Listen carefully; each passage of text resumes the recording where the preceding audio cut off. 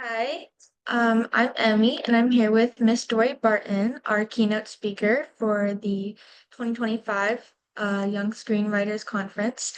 Dorie, would you like to say hi? Hello. Hi.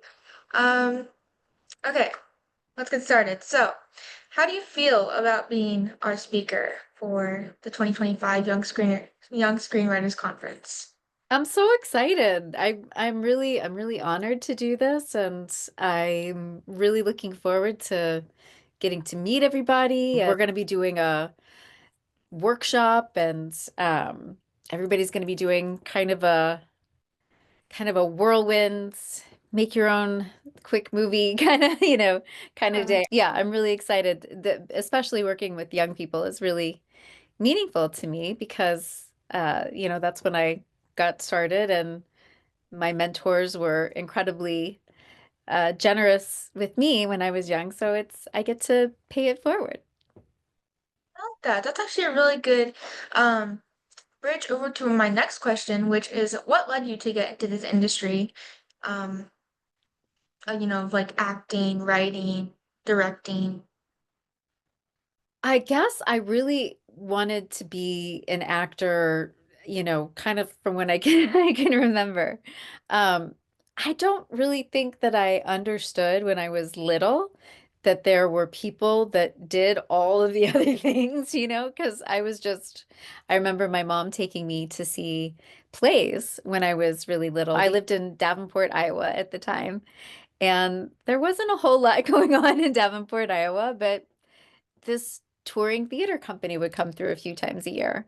And my mom remembers this, and it's kind of like a family, one of those family stories. It's a little embarrassing, but she remembers that at the end of one of the plays, the cast was taking their bows, and I turned to her and I was like, I can do that. I was like 7. But I remember that feeling actually, and I remember thinking like I want to do that. And I could just see myself um on stage being one of those storytellers, and it looked like the best thing in the world to me. I couldn't imagine anything more fun, and I still cannot imagine anything more fun.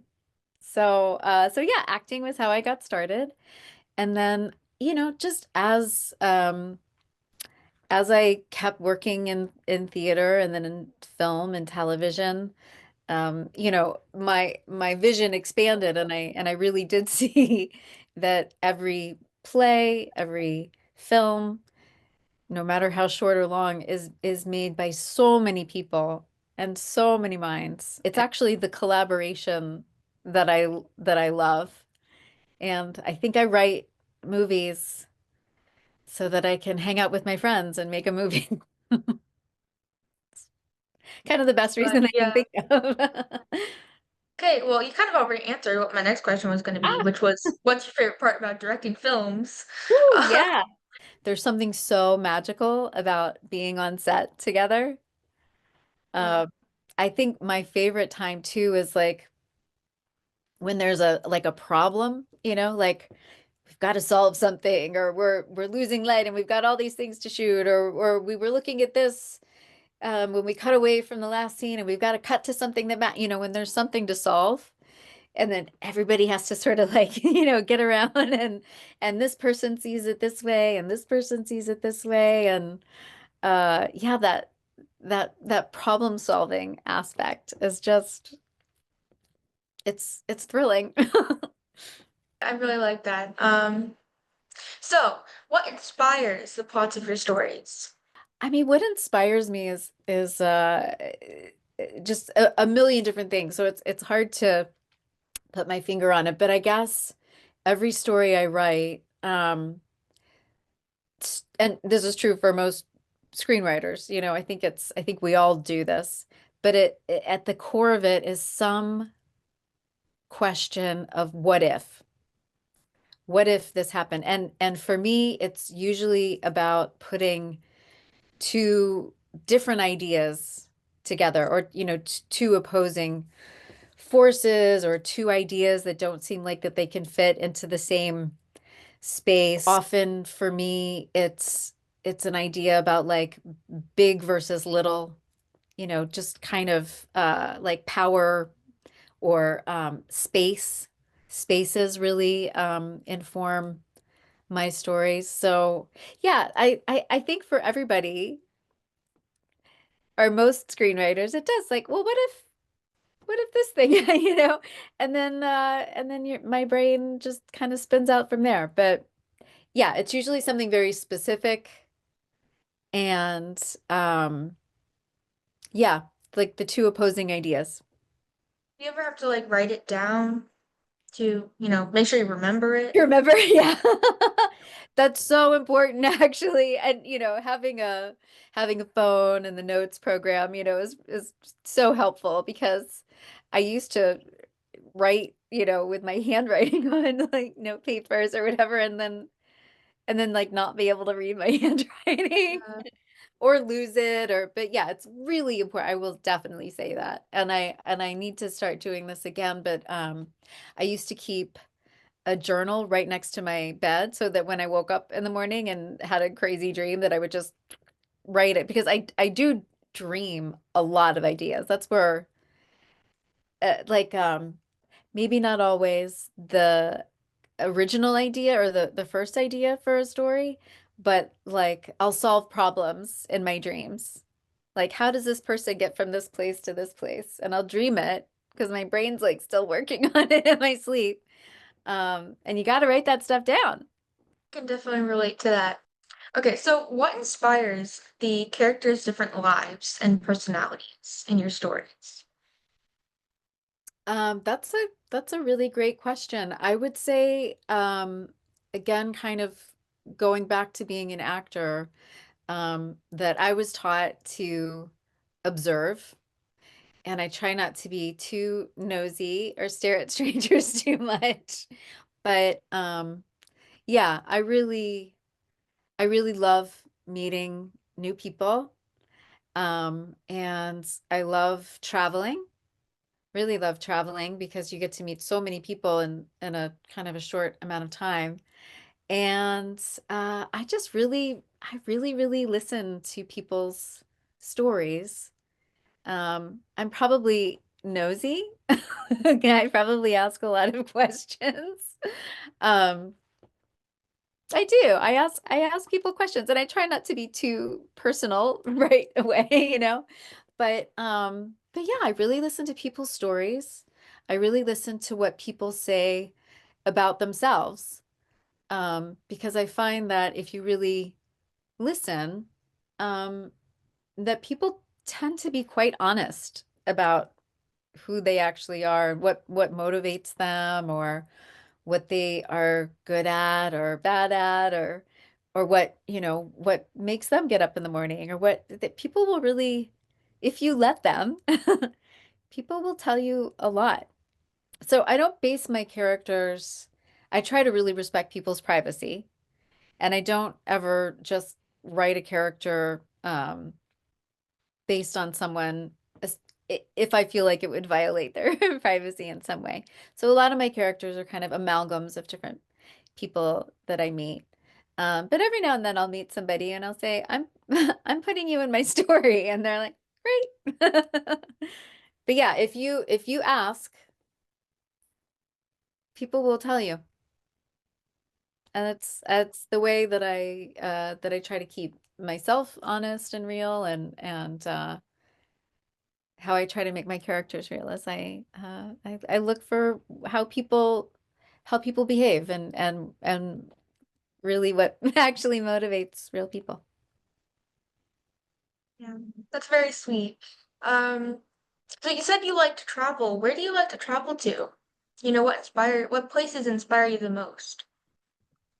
Well, I've been doing a lot of traveling lately because I wasn't able to travel for a long time. So I'm just getting back from Jordan and Egypt, which was amazing. It's an understatement. I went to Morocco and Sicily this year. I'm going to Vietnam and Taiwan soon. Just really trying to go to the places that I feel really emotionally drawn to speak to me somehow. I really wanted to go to Egypt for a very long time. I really felt like I had to see the pyramids for myself.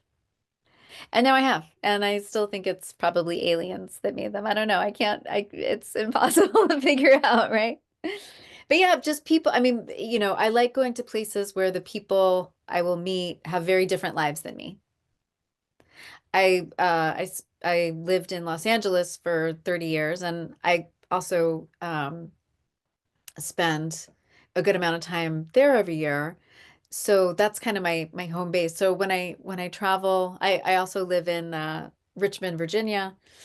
But yeah, I like to you gotta like get out there in the world, and you don't have to travel that far to meet people that have lives that are different than you. But I do really think making an effort to get out of your comfort zone, because that's really kind of for me what it's about is well, also I really I feel like kind of everybody is my friend. I just might not have met you yet, but when we meet, we get to be friends. Yeah, yeah, I really like that. You know, um, okay, so what does character development look like to you? So I think character development to me kind of goes back to that question of, you were asking earlier, like where do I get the ideas? And I will say being as observational as possible, really trying to look at what people actually do, and how they actually behave. I think it's really important to consider that no character is either all good or all bad. No character either tells the truth all the time or lies all the time. There's so much what we would call like gray area, or areas that are morally maybe ambiguous, or that that's to me that's really where characters get interesting, is where they tend to contradict themselves, or they might really want something but be terribly afraid of actually getting it, just to really look for things that are I mean, real people are complicated. Very few Yeah, people are really are simple or straightforward, and if somebody seems that way, that's interesting to me too, because that's either, the still waters run deep idea, there's either a lot underneath that, or somebody has learned how to simplify their lives and live in a clear and simple way. And that's fascinating too, because very few people, figure that out. that's true. That's true. Um, I do another fun thing too, if anybody ever wants to try this. I don't know if anyone's ever heard of the Myers-Briggs test. It's like a way of analyzing your personality, and there's so many places online you can look it up, but it makes you answer like 50 questions. Like, if you're at a party, would you rather be in the middle of the party or at the edge of the room? And you're like, I guess I'm a middle of the party person. Do you find deadlines hard to make? Like, well, I'm pretty good with that. So answering all these questions. So the thinking about it is interesting. And then when you do the test, it tells you basically what your personality type is. It, when you're doing it for yourself, it's like, maybe it's accurate, inaccurate. But what I do for every major character that I write is I do a Myers-Briggs test for them. So I think, oh, would this character like to be in the middle of the party or at the side of, the edge of the room? I'm like, they're kind of the edge of the room person, and yeah, they probably do have a hard time with deadlines. So for me, it's not necessarily like the results are really interesting, and the results tell you things like what that person's strengths and weaknesses are. They tell you like what kind of profession uh, those people would be good at. But for me, it's the process of answering those questions, thinking about, does that person want to be in the middle of the party or at this, on the side? So anyway, that's just a fun thing. That is a genius idea, and I really like that. I might have to do that. It's I feel like that makes your fun. characters very real, so they're not just, they're more than just an image in your mind. They're almost a real person. I really like that. I think actually, I mean, I don't know how you feel about the characters that you've created, but I think they do kind of become real people. Too. Like, have you ever had the feeling when you're writing dialogue and you're like, oh, well, this is what this person would like, this is what they say. This is what, of course they would say this. And like, it's like they're talking to you in your head. Yeah, or I've even had it where they start to sound like me, and to go back, I'm like, wait, hold on. They're Yeah, their own person too. it's not really me. Yeah. Yeah. Yeah. So, um, how do you set your writer's mood? For instance, like, is there any type of music that you have to listen to get into the mood for writing? Or can you just write anywhere, anytime? Oh, no, do you like listening to music to get into your, I do. Yes, I do. so how do you do that? Do you let your like music program choose it for you or do you curate a playlist? How do you like to do it? Um, I think it just depends on what I'm trying to write. So, like if I'm trying to write a really sad story, then I'll put on some sad instrumental. If I'm trying to write something where like the main character is like really like boppy and jumpy and bubbly, then I'll put on like 2000s pop or something. Yeah. So, Totally. um, and what Yeah. about you?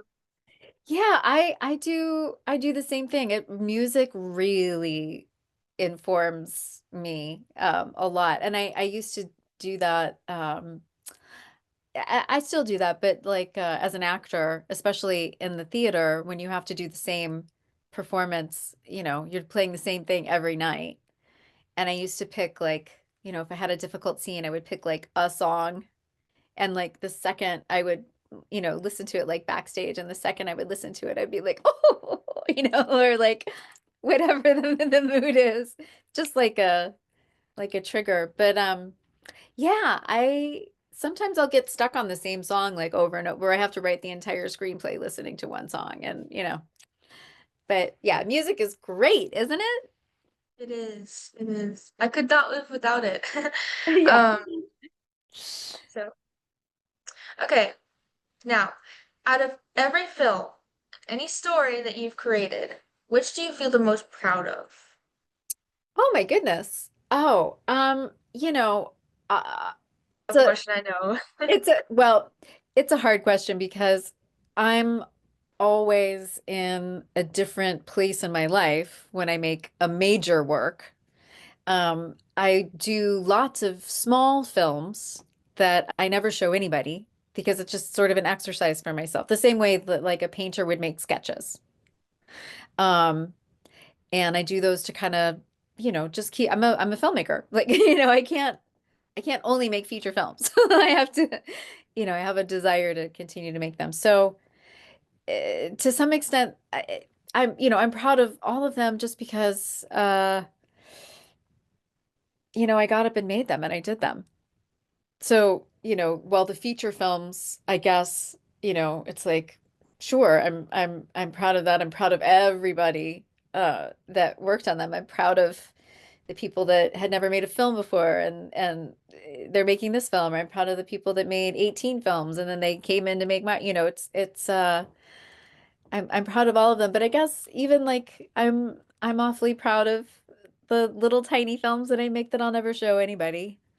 That are expressions of me working something out and that I have something to say, and this is the art form that I do it with. So I don't always love all of them the same, but yeah, I don't think a whole lot about pride.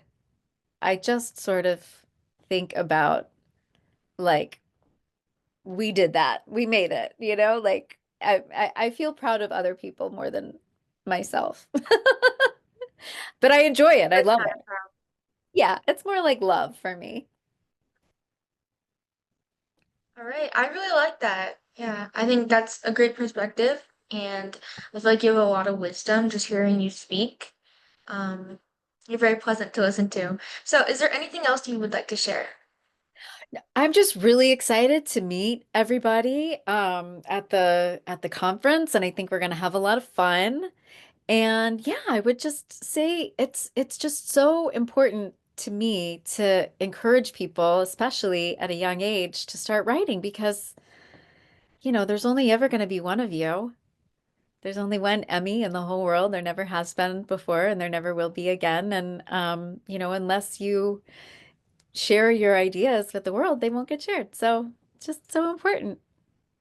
That's all that I have. It's And been so great yeah, talking to you. It's great to meet you, and I love that you've been doing this for so many years, and I hope you you keep as doing it well. forever. Yeah.